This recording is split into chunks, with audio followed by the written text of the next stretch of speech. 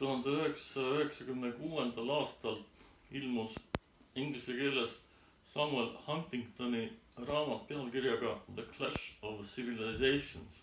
Tema raamatu põhitees on järgmine, et kogu maailm on jagatud erinevateks kultuuripiirkondadeks ja kõik konfliktid, mis maailmas tekivad, nad on põhjendatavad kultuuriliste erinevustega nende piirkondade vahel.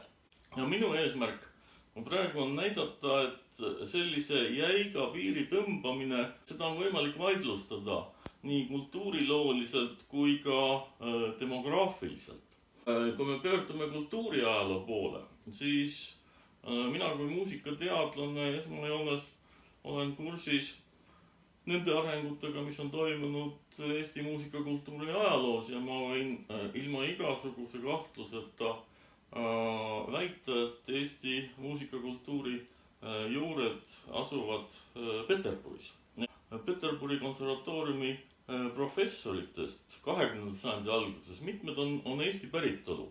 Meie üliõpilased Eesti Muusika- ja Teatriakadeemias on täpsemalt uurinud eestlaste muusikategevust Peterburis 20. sajandi alguses ja see muusikategevus on tõesti olnud väga laialdane. Jaani kiriku roll Peterburis Eesti kultuuriloos on üldiselt teada, aga vähem on teada see, et Peterburis tegutses ka eestikeelne ortodoksi kirik, kogudus, mis paiknes Püha Isidori kirikus, mitte liiga kaugel Jaani kirikust.